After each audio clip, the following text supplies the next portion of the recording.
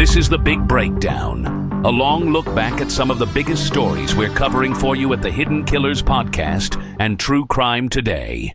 This is Hidden Killers with Tony Brueski. Here now, Tony Brueski.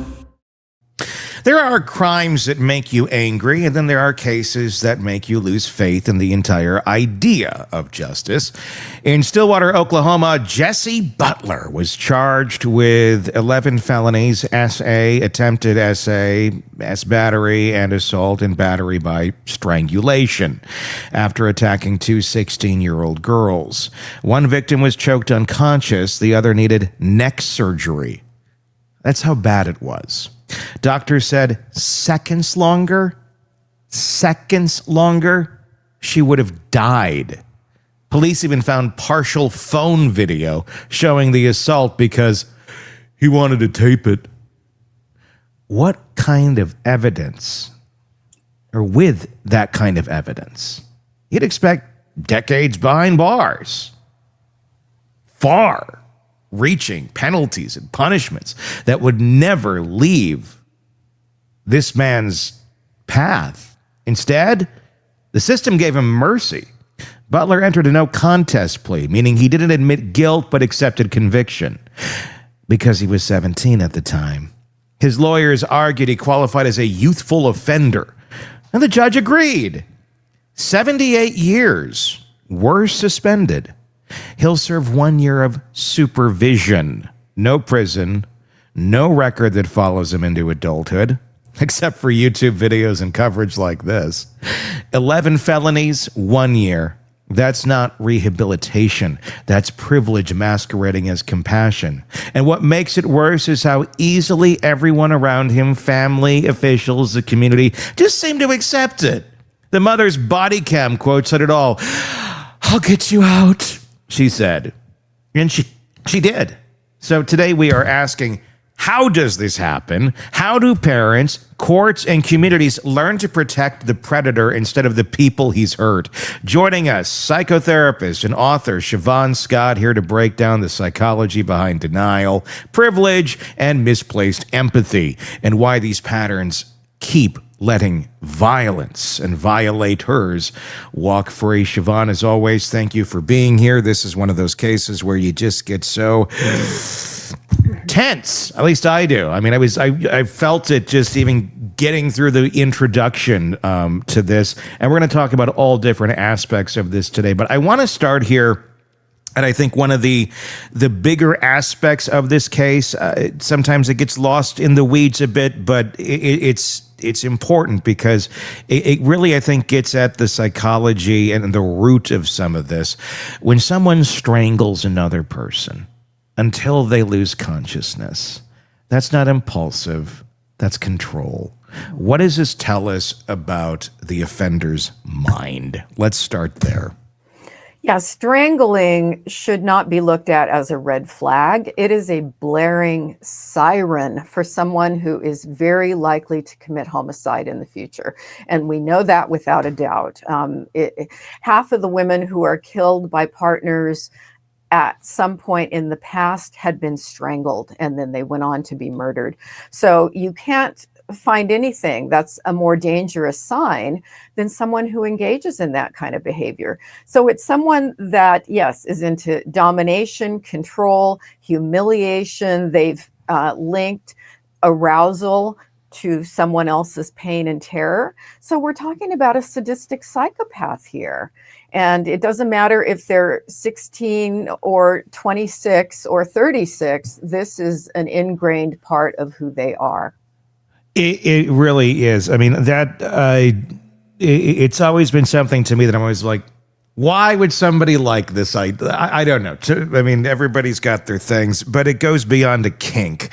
Unfortunately, the reality is today in so much of the things that young men will consume with porn online and such, it's the norm. It's a common thing. It's like, this is how we do it, to borrow some words from Montel Jordan. Although I don't think this is what he meant by this is how we do it.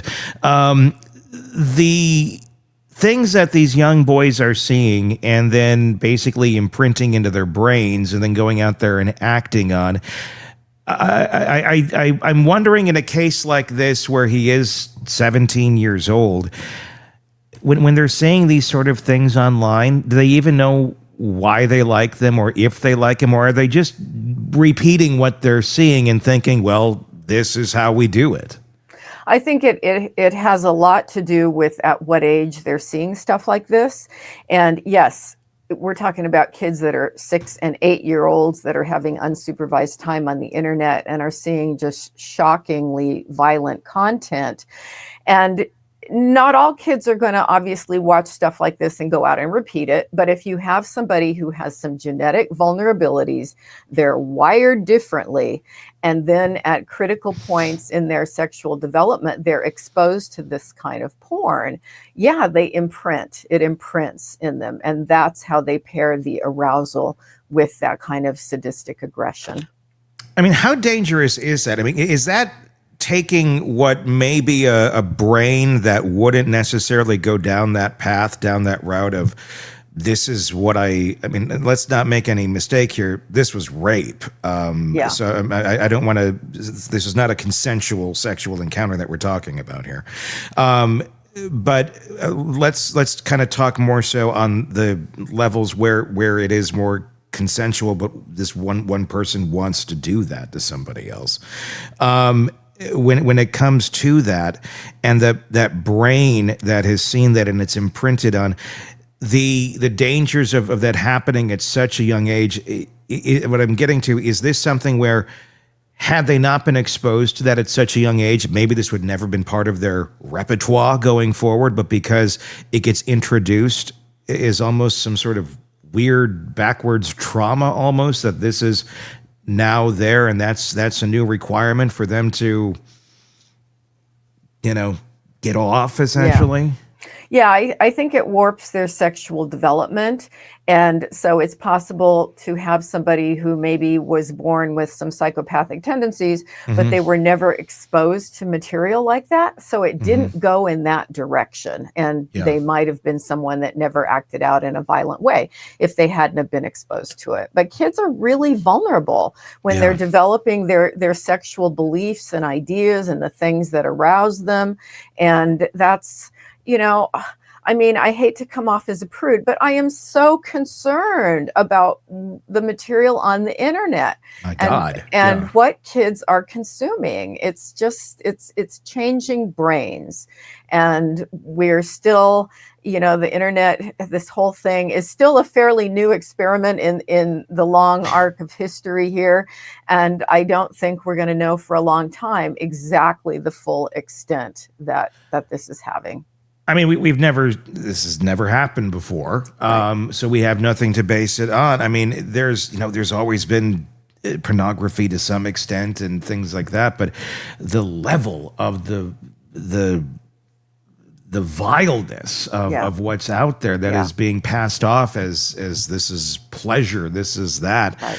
And then to put that into the mind of someone at that age, I can't contemplate. I can't contemplate what a brain would be like at that young age, and then what it's going to be like at 30 or 40. I mean, if this is what your original programming is, it's not going to end well. I think we all know that. Yeah. Why is this urge to control, to dominate, so often dismissed in kids, especially young boys, as youthful immaturity, when it's actually a red flag for chronic violence? I think people are really lacking awareness of the issues around power, control, what's healthy male behavior versus, boys are just boys and they like things like that. Families can really have a warped sense of what's normal.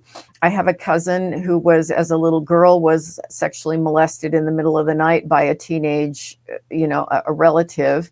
And when she told her mother, she just said, boys do things like that.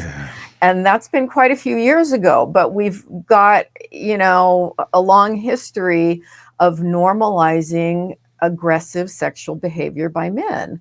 And I think we're doing a lot better talking about it now, but we need to keep talking about it because people do seem overall to still have a lot of ignorance about what's healthy and what's not. There's a lot we're going to talk about here too, and I'm not jumping to the end, but I'm jumping to an end kind of a chapter of this. The repercussions for this kid, basically, you have to do some counseling. And they went down the rehabilitation route.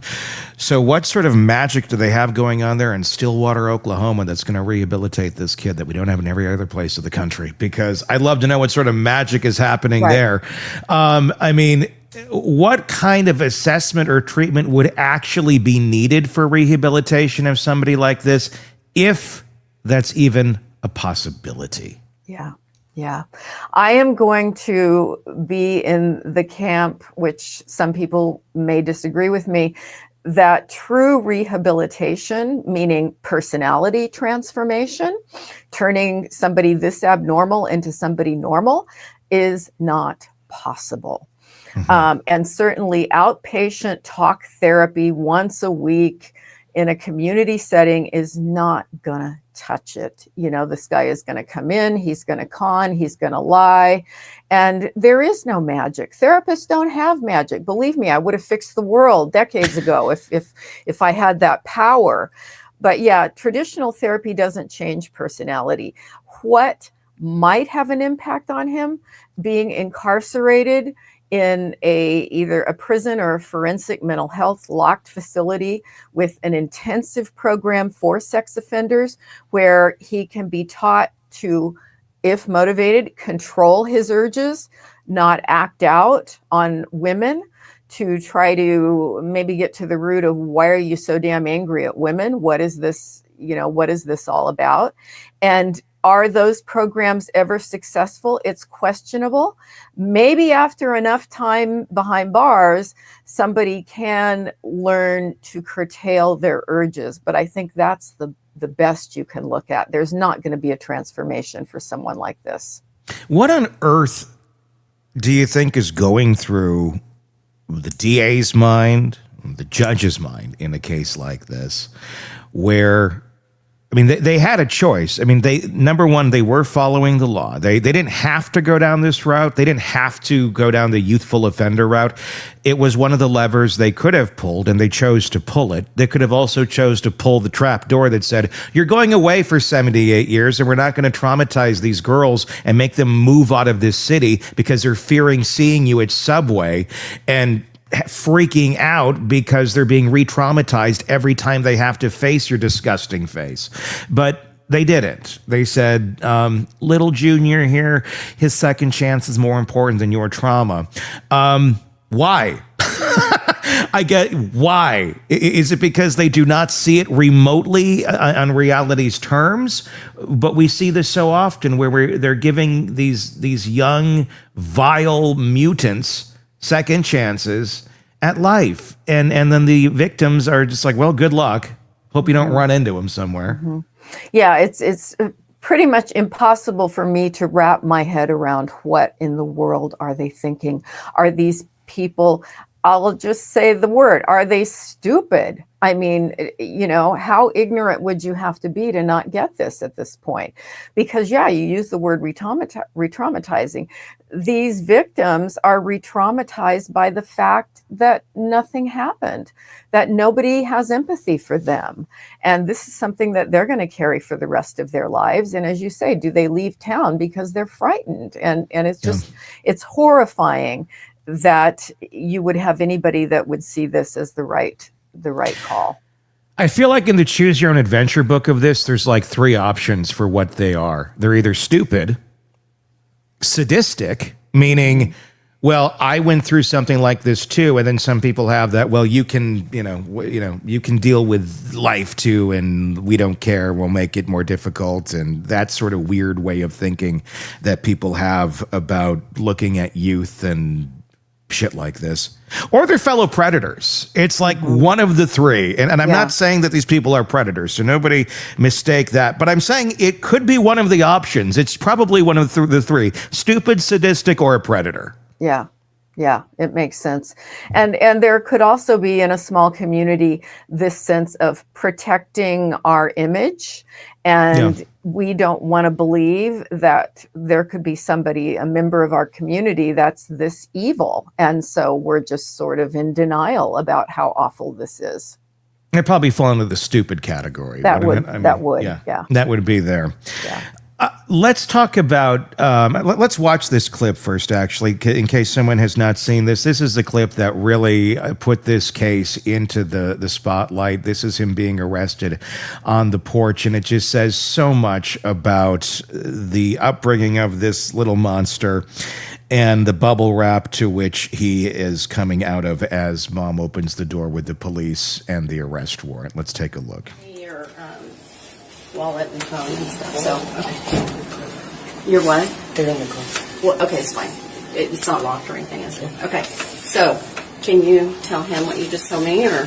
Yeah. So we're here. We're obviously going to place you under arrest. There's a warrant for your arrest. We're going to take you to the jail. I told your mom that she can contact a bondsman, and you shouldn't be very long. But there just is a process for paperwork and stuff. But right now you do have to come with us, and I do have to put you in handcuffs. So turn around for me. You have to put him in handcuffs? You know we're doing this. It's okay. Yeah. I'll get you out. For me? All right. Stay silent. Rick knows about this. Candy's on this. Dad's on his way. We're coming to get you, okay? Stay strong, okay? Say your prayers. Okay. So he's going to go right to the city of Stillwater jail, and if you'll just contact her, then she does this all the time. She knows what to do. Yep. Make sure Okay. she knows Stillwater Police Department, not a county. Yeah. Stillwater Police Department. we're the ones On that- Lewis. Yeah. Yeah. Let them know perfect. that we're the ones that picked him up. And They when don't- we say we are Stillwater PD. Stillwater PD. Yeah, Okay. that way they don't think he went like straight over and he's over at the county. Awful experience for the child. Okay, and spread your feet for me. Nothing on this side. Let's just do that. I'll get you out. Do you have to put him in cuffs? No one has to know about this, or no one knows about this. Say your prayers. Say your prayers. That's the one that really got me. Yeah. Yeah, say your prayers. I'm going to be praying that lightning strikes the vehicle on the way and only you are taken out. What is going on psychologically here when a parent is in that type of mode? This is the kind of parent that produces the cluster B stuff that we're always talking about, the personality disorders. Her baby can do no wrong, and he is a reflection of her good parenting. So how in the world could he ever do anything evil? Because it's really all about her. And it's incredible. The other thing that struck me is how big this guy is. And I don't care if he's 17 or 15. One of the awful rape cases I worked with when I was in the Rape Crisis Center was a 13-year-old who was a big 13-year-old. And a woman was jogging around a track at the middle school, in the late afternoon. And this 13-year-old came out of the bushes with a big rock, hit her in the head, crushed her skull. She didn't die, but she was, very impaired afterwards, and raped her at 13. And this was an adult woman. And so it's striking how much mom sees this, 6'5" Hulk as her baby. It's another bizarre aspect to it. Talk about enabling. Do you think mom believes the story? Do you think she believes that her son did this deep down? Or is that something where, like we see in so many cases, you just can't process it because it's just too dark, and she in her heart thinks that those girls are lying or something. Yeah. And we can't speak for her. Yeah. This is just, in our opinion, allegedly, whatever you want to say. It's an opinion piece. What do you think is going through her mind? Do you think she's thinking that like these girls are picking on my little boy and they're making these horrible accusations against him?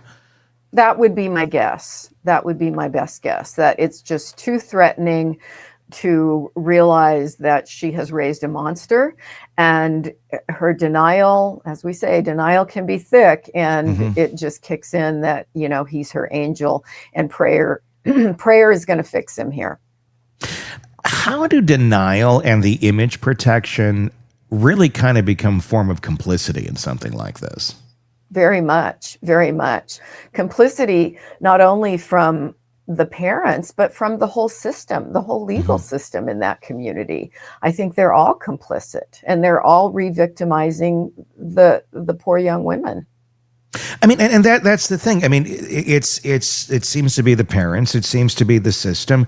What is going on in this ecosystem that can't accept this child as a violent offender? They're certainly not living in reality on reality's terms. I don't know if they're all just seeing, we saw the picture of him in his, the little boy baseball player, and then he's this, doughboy rape machine monster that is going around, but they seem to still stick over here because this image feels better to them rather than dealing with reality. I mean, what kind of self-talk is going on amongst mom? That's one. But then you get to the greater ecosystem here, the DA, the judge, all these people that are supposed to be the safeguards, where they understand internally in a family, that's going to be a hard one to digest. That's going to be a hard one. That if anybody's going to have some grace of like, well, it's hard to see your loved one as this monster, but in reality they are. So the rest of the system, thank God, normally does to protect the victims. But even there, they're like, well, you got a little too rough that time. I mean, they're treating this like Robin made a good reference the other day. She's treating it like she's losing her dog. And she's treating it, and the system is treating it like her dog humped the neighbor's dog. And it wasn't her little boy out there savagely raping and nearly choking out and killing another 16-year-old. It's stunning, the way that they're able to frame this in their brains. Right. I just think it's a community that does not want to look at reality because it makes them look bad. And there's likely a strong undercurrent within the community culture of misogyny and those very traumatic, old-fashioned views of rape, that women who get raped in some way are responsible for what happened, and that you can't believe women. And, we see that play out over and over again. And fortunately, I think things have changed a lot, but clearly you get these pockets of this little social network, which are still very backwards. Yeah, and they're connecting the dots through religion. I mean, she did it right there. Say your prayers. What the hell is going on in someone's mind? Your son is literally been about to be convicted of doing this. And say your prayers. Walk me through some of the religiosity here that's going through the minds of these people, in your opinion. Well, it's magical thinking, as we know, and you can take magical thinking in all kinds of directions. And so what I hear with say your prayers is that, God can magically fix this for you. And that is apparently what is happening, although I'm not going to blame God. I'm going to blame misogyny and stupidity for what's happening. But do they also see that this is just an attack of the devil? Because people who are that concrete with religion, everything bad that happens to them, Satan did it. It wasn't him. It's like the devil is doing this to us. So it's a very childlike way of thinking. Pray it away. Pray it away. Pray it away. Want more on this case and others? Then press subscribe now and don't miss a moment of true crime coverage from Tony Brueski and the Hidden Killers podcast. This is Hidden Killers with Tony Brueski. Here now, Tony Brueski. We're talking about the Jesse Butler case out of Oklahoma right now in Stillwater. This is, you've probably seen it, the video of him being arrested on the porch steps of his parents' house, mom coddling him. And as Robin said in our first segment, basically, treating it like the pet is being taken away. We're going to come get you. We're going to come get you, Junior. What in that video that we watched, in the video of them taking the offender away, this mutant of a human being, the fact that it was just the whole attitude, not only of mom, but of him and the officer. Okay, we're gonna do this to you right now. Okay, and then you do this, you call them, and it's the whole culture seems insane. If this was, I don't know, someone else, if it was someone with a different skin color, maybe in a different city, I don't think it would have been held with such kid gloves. It is utterly shocking to see just how bubble wrapped this whole thing was. Do you think that is a reflection of the greater culture going on here in Stillwater, with the police department, with the judge, with the DA, with the pedestal that we put sports figures in? You're playing on this team, you're the person of this, you're doing that, this can't possibly be true, so we're really going to hand you with kid gloves because we don't want to believe that this shit is actually going on and that you're capable of it. See how apologetic they looked for having to arrest him for rape? Yes. They looked like everyone was so apologetic and sad that they had to arrest him for raping 2 girls. There's another case I covered a couple of days ago, and this guy Dalton Janicek in Pennsylvania who mowed down a couple cops horrendously, and he comes from a privileged background. So there's a lot of words I was actually thinking of when I looked at this case, because there's a lot of similarities in that. And one thing we're seeing here in another just amazing example of, again, impulsivity without consequence. And so recidivism is high when you have no consequences for the heinous crime you did. And so his only consequences, he has to go to secret counseling for a year. Okay, so that's motivation to never do it again, right? But here's the other thing too, is his emotional intelligence, as we cover every single week with every single case, is so low. His knowledge of self, 0. His knowledge of and empathy towards others, 0. Problem solving skills, 0. Emotional regulation, 0. All the factors that go into someone's emotional intelligence, which says how highly functioning they can be in society or anything else, is bottomed at 0, if negative. So those 5 factors are completely devoid in someone like this. And so that's what's ought to be counseled in there. But we're seeing it nowhere. Oh my gosh. Do you think he even, just looking at the cluelessness of him on that video, do you think he even understands that he did anything wrong? I don't know that he does, or the consequences of the actions by any means. And leading up to it, I guess now he must, because he's being, he was charged and all that. But do you think leading up to this, when he was actually doing these heinous things to these girls, that it ever crossed his mind that this is another human being that I'm doing this to, that there may be consequences to these actions? And if not, why? How did he get that far along in life and that part be completely void of his psyche?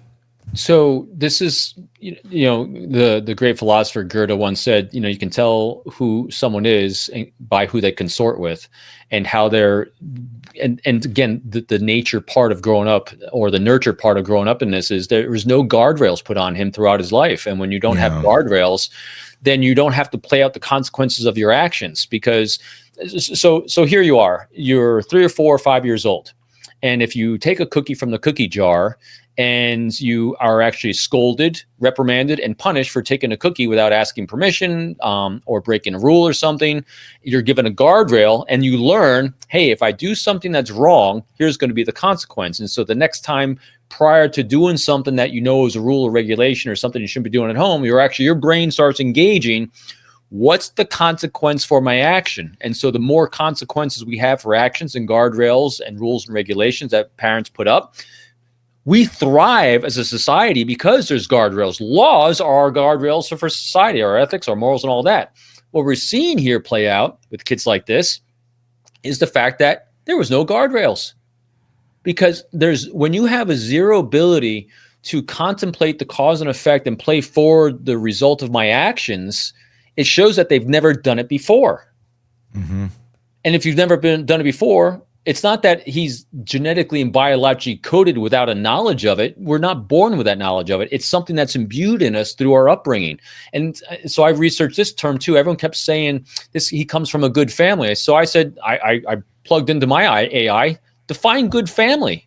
Yeah. What the hell does that mean? Because good families, nowhere in the definition of good families say they put up guardrails in life about cause and effective behaviors. No, this is, you're seeing a completely entitled person without guardrails, cause and effective behaviors that look completely, I mean, you saw he's waiting when he was let out. He was let out. He didn't take charge. He wasn't pushing back. He was just compliant. You know why?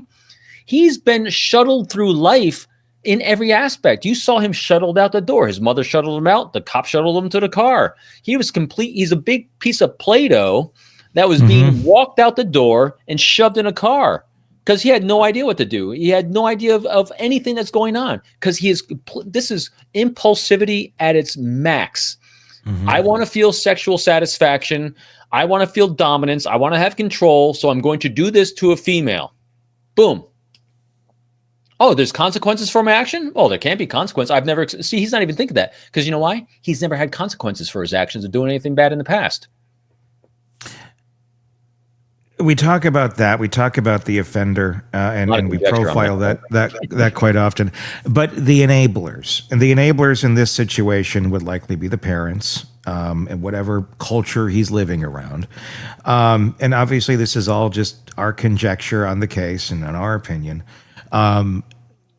We don't really talk about the enablers all that much. I mean, what's going on there? Why do so many parents wrap these kids up basically in bubble wrap and not want to prepare them for life? They know life is coming. They know the real world is coming. Why are we seeing so many parents?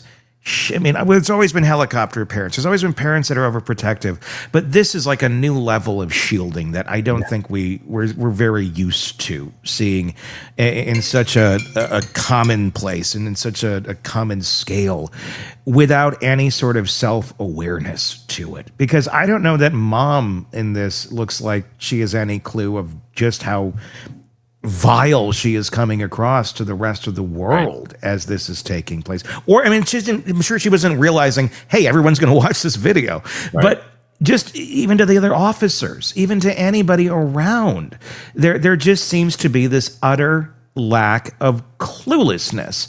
And maybe that's why they're raising a clueless child, because the parents are just as clueless. I don't know. I mean, it does it come down to I just don't want to deal with reality on reality's terms, and I'm just going to try and run out the clock, basically, hope for the best that he sails off into the sunset someday and does his own thing, although this guy's probably going to live in the basement for the rest of his life, considering leaving the house may not be such a great option anymore for him. Or why would you if your parents make it so comfortable? Or make it so, exactly. I mean, it's this whole enabling of helplessness and then enabling horrible decisions and never, ever giving consequences out to the people that violate those rules. I'm going to give it a broad swath on this one, Tony. This is an area I've actually enjoyed talking about for a number of years when I was still teaching in the FBI, and that is generational aspects of this. Okay. And so in general, I'm going to give a generational outlook on how each generation sees the world through their optic and lens. And so I won't go all the way back. We'll start with the baby boomers, roughly born 1945 to 65. This group of people saw the world in very different ways from the experience they had growing up. Kennedy assassination, moon landing, Martin Luther King assassination. And this was a generation of problem solvers, but very me-centered focused. And so when they're raising kids like me, I'm a Gen Xer born in 1968, it made us incredibly independent, because when we were growing up from my Xer, I'm an Xer, hardcore Gen Xer, we were problem solvers because our parents were never home. They're absent. We're a first generation of latchkey kids before the word latchkey kid even came around, because both had to go to the workplace for the first time. Growing up in the 70s, the economics are rough.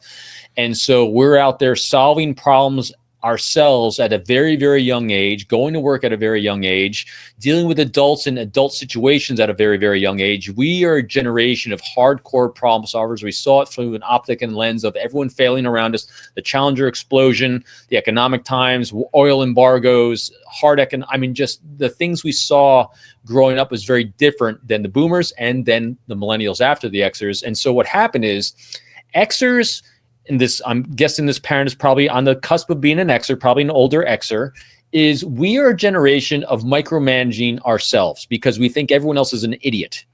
And so when you think everyone else is an idiot, we take control of our own lives, we take control of all the lives around us. And what happens is that we did very, very well solving our problems because we think our parents are idiots. We think our kids are idiots, and we're going to solve their problems for them too because they're fools. I'm not saying this is exactly it, but when you're talking broad swaths of how generations see the world, this is exactly what happens. So Gen Xers typically micromanage your own lives because we think the world's an idiot, and because we think everyone around us is idiots, we're going to try to micromanage your life as well. When you do that with children without getting them out there, allowing them to get reps in of failure, reps in of something going sideways, reps in of understanding what the guardrails are, this is what you wind up with. You wind up with an unmolded lump of clay because it just hasn't had a chance or to form. And forming of us as human beings comes through experiences, comes through curiosity, being satisfied by making mistakes, by cause and effective behaviors with the relationships, with parents, with everything. And so if someone gets so coddled because, and again, these things are done out of love and caring, not knowing that the effect of coddling someone so much and wrapping them in that bubble wrap to keep them protected because we don't want them to have the same horrendous experiences we did. Yeah, but those horrendous experiences we had growing up forged us into being great problem solvers. You're not going to be a great problem solver unless you actually have reps. And so that's how these things generally happen, is that these kids don't have reps because they're being micromanaged the crap out of until they become adults. And then all of a sudden everyone expects them to go from 0 to 100. Oh, you're 18 years old now? Go out, start solving problems. And that's why we're seeing so many self-radicalized kids, so many kids going down the dark triad because they're going from 0 to 100, from zero problem solving skills to facing life's situations and things. And what do they learn? I'll just go to violence. I'll just go to instant gratification because they don't think it's a consequence for their actions because they've never experienced a consequence in their life yet. Those formative years, those teen years where you should be learning these sort of things with some bumpers around, which is good. That's why we have them. That's why, you live at home till you're typically 18 or so. And you can make mistakes to a certain extent, but you're making the mistakes. We're taking the making mistakes part out of the equation. It's just, you exist, do anything you want, and the bumpers are here, but we're never going to tell you when you're hitting them. You're just going to just live and then be off with you. And then we're shocked when they are having the mentality of 12-year-olds when they're 22. Mommy will solve your problem all the time instead of you. I mean, it's what it feels like. I know I'm painting with a broad brush here too, but it's what it feels like when I'm talking to a 22-year-old these days. It feels like I'm talking to a 12-year-old in terms of maturity. And I look at I was like that at 12, not 20. It's like a whole decade is. You're already on the radio at that age. Yeah, exactly. I mean, I know. I'm an odd duck. I have an odd motor, but the thing is, I could say a good chunk of the kids, that I grew up around, they had a very different mentality at 22 than the 22-year-olds of today. And it has a lot to do, obviously, with that parenting and the bubble wrapping of people. I want to talk for another second about the DA and the judge. And in no way am I accusing them of anything. But I'll say this, as I say it a lot, I don't know anyone that is going to protect a predator or a pedophile other than a predator or a pedophile. And I'm not saying that the DA or the judge is that. But I'm saying, what the hell is going on here then? Because why would you want to protect this? Why on earth would you want to protect what you know took place here? Why are you protecting that person? What is going on in your mind that allows you to think, oh, well, here's a loophole. We're going to go with this youthful offender clause.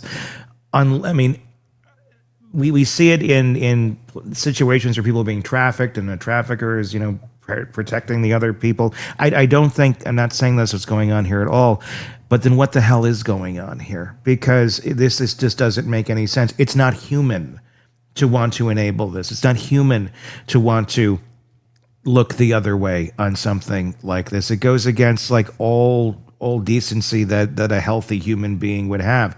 The only things that my mind can go to are that, and again, I'm not saying that they are involved in that in any way, shape, or form, or it's I don't know what. Sometimes people look at things going, well, I went through hell too, you can handle it, or well, so and so was rehabilitated after they robbed the Dairy Queen. I don't know, but I'm racking my brain, and I don't understand why you would enable something like this when you know how dire the consequences are. It's already has 2 lives that are ruined, and they're going to be in therapy and scarred forever and carry this with them. Why are we setting this up for a 3rd and a 4th, or however long it takes until someone stops him? So now it's a little bit easier putting ourselves, I think, in the judge's mind here and the prosecutor's mind here, because we have an arc of reps. When I looked at the judge's record, the backgrounds, this judge goes on leniency, especially when it comes to youth. And so in the judge's mind, again, pure conjecture, she was doing the right thing. She's given the young youth a second chance, and this is the sentencing guidelines, and I'm following the law. And so in her mind, she's doing exactly what she's supposed to be doing from her standpoint. It's hard to imagine what she's thinking about the girls and the victims here, except the prosecutor's telling her, because she's not talking to the victims herself, she's talking to the prosecutor. The prosecutor says, we don't want to re-traumatize the girl. So in the judge's mind, she might be thinking, the girls think it's okay. The parent, the prosecutor says they don't want to press for this, and I have a chance to rehabilitate a young youth, and the law says I can. So why don't I go that route? Because I've done it this way before, and then I have 50 years in this town. I know this town. I know this family, or I know families like this, because they have this confirmation bias going in their brain, and so in her mind, I almost guarantee, she's doing completely the righteous things. But what she doesn't have, and this is what the system's failing at here, is a loving critic saying, you're nuts. Because with that, and that's wrong. What is missing from this is that there's no outside force saying, hey, you need to be a little more objective on this. Here is what's going on. You're blinded by how close you are to this case. And I mean, seriously, think about this. What would have taken for her to recuse herself? Because again, if the same sentence had come down, and it had been a judge that had recused, and the judge had recused herself, and there's another judge that came from the outside that did this, it'd be a travesty in our minds. But we'd say, well, at least it wasn't the judge's bias that did that. There's something else might be going on. But see what I mean? I was just, why didn't she recuse herself? A lot of times we look at situations and, because we're trying to put ourselves in the other's shoes, and we have our own prisms to look through, and we have our own situations, and we can go, oh, how would I see this? If it were her kids, if it were the DA's kids that Jesse here nearly strangled to death while he was essaying them, do you think they would have made the same choice, or because it was someone else's kids? Great question. That let's give him another chance. I mean, I'd love to require the DA or the judge to sit down with the victims and explain their reasoning on this, and explain why we think this is a good idea. Going back to the Adelson case and Donna. Yeah. I love what the judge said at the sentencing, and in cases we've seen where the judges have done a good job, and that is, there's the remorse factor. You know, when someone is convicted of a crime and you're doing sentencing, one of the things that the judge takes into account is the remorse that's expressed by the perpetrator. No remorse means higher sentence, means you need a bigger humbling moment here. Have we seen any remorse that the judge got to witness that this was that he's entitled to a lesser sentence because he showed contrition? He showed, I made a mistake. I mean, I haven't seen any of that. Nothing.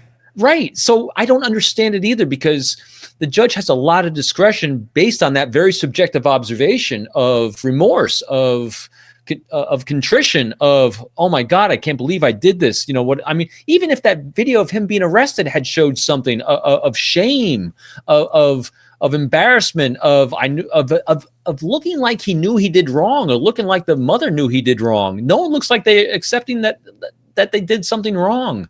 So that's what was really missing from this entire thing. And I think that's what is probably very inflaming to a lot of the people involved here, especially the parents and the girls involved. I mean, but you're such a great example of, if this had been their daughters, would they have sentenced the same way? If this had been my daughter, he'd be dead. Yeah. He would be hanging from a tree somewhere in Stillwater.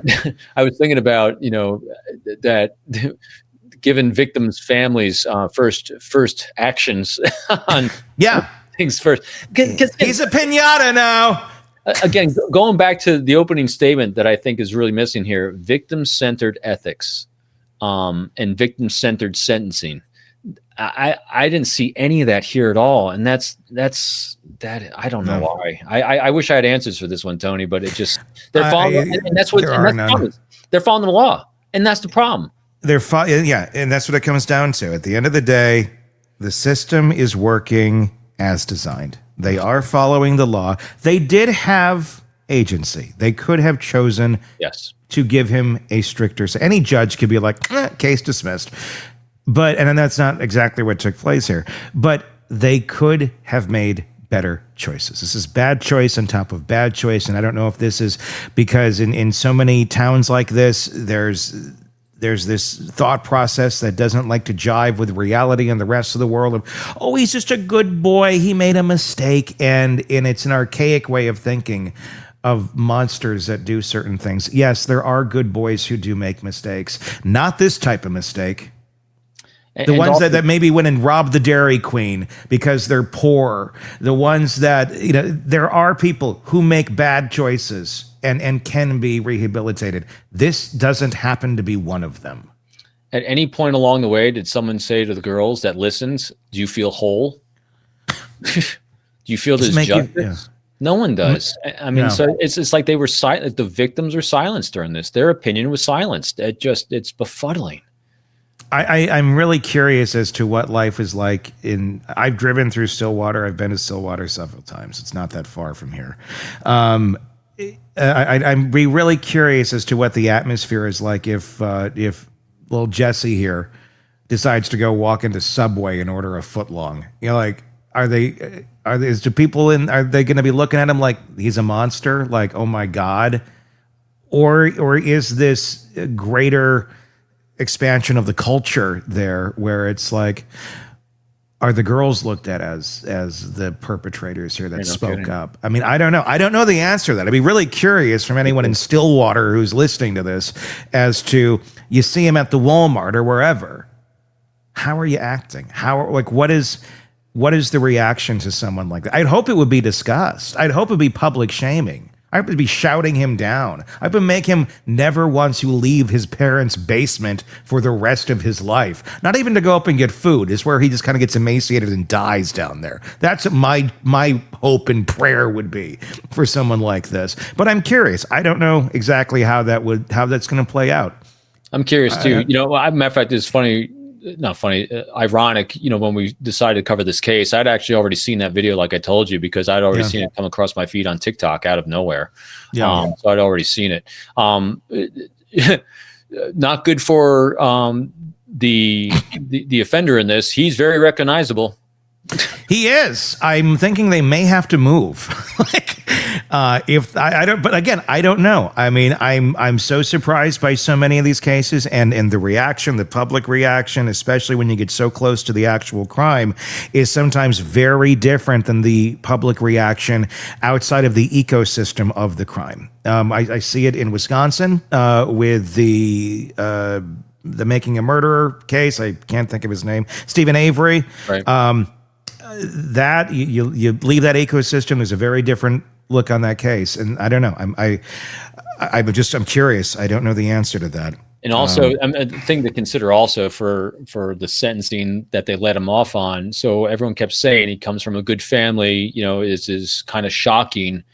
Well, for him to do what he did, there's a lot of darkness in there, and there's reps of something that led him down the path to take the action he did that he thought. Remember, everyone always acts in what they think is their own best interest, and he thought for some reason this was in his best interest to do. And we're not accusing the family of anything. They've never been charged with anything by any means. But at the same point, like, where did this come from? It's a fair question to ask. Why did he think this was a great... And it might be watching online stuff, I mean, that could come from it too. But here's the deal. Maybe this is a good family. I don't know much about them other than I know the dad allegedly worked at OSU, and that's what people say, good family. Who knows what the fuck that means? And maybe they are. And maybe you really got a bad apple kid here that it's just, a mutant and it's horrible. Also, but if you want to stay a good family, then you better hold Junior accountable. Otherwise, you've just become a pretty shitty family. Yeah, and using strangulation in these types of cases, it's talking about that as an actual event. It shows a huge need and desire for control, and so this is a huge control maneuver he did. Yeah, when you bubble wrap the kid and he doesn't have any control because it's just like we were talking, he's going to be shuffled around from place to place. People are going to have a desire to have control at some point in their lives. And this is obviously not the way to exercise it, but when you have zero self-control and you have no reps on how to deal with it and you have nobody guiding you in any way, shape, or form, this is quite a primal way to act out. Primal is a great word for it because this was animalistic. Oh. Glad we solved the world's problems again, Robin. That's what we do here. God. Jesse Butler. That's what he looks like right there. If you see him around town in Stillwater, tell him hi. Give him a shout out. And give him a shout out. Let him know. Let him know you know. Not saying anything illegal. Just let him know you know. But what let we him know you know. The girls, we got to support the victims. They need to be helped. They need to be cared for. They need to be made whole. That's where all the focus on all these things should be, is these victims have been through so much. And as Jenna Guffrey said, Epstein's main taker downer, I'll call it, she said she was unemployable because of who she was, the background she went through, the trauma she went through. And never she didn't have this chance for justice. And here's the deal. We were talking about, you see this monster around town at the Costco or whatever. Those girls, those victims, they're now going to be fearful to walk around their own damn town because they're afraid they're going to see this piece of shit somewhere. Re-traumatized every time they see him. Every fucking time. And the DA and the judge and mom and everybody there is saying, well, that doesn't matter. Your trauma doesn't matter. We want to give him a second chance. So don't matter that you guys are probably going to have to move out of town now just to avoid seeing this blob of shit. But he deserves that second chance. So he's getting paid for, court-ordered therapy, and the girls and the families, unless they actually go for restitution in some way, have to pay for it out of their own pocket. Yeah. That's justice. Good times in Stillwater. Praise Jesus. Good justice. Your thoughts in the comments section, wherever you're watching us on YouTube, please do that. Press subscribe so you don't miss any of our coverage on this. And we'll keep making sure his name is known. I think every year we should do a little Jesse Butler update so people don't forget his name. We'll have a list. Yeah, a little, hey, let's remember Jesse. Hey, Jesse, in case you thought people forgot about you. We're going to do this till I'm dead. Every year, the Jesse Butler update. I think that'd be great. And we can He's still in mom's basement. And we'll keep it even more positive. We'll remember the victims every year and do even more for them. I agree. All right. Until next time, for Robin, I'm Tony Brueski. We'll talk again real soon. Want more on this case and others? Then press subscribe now and don't miss a moment of true crime coverage from Tony Brueski and the Hidden Killers podcast.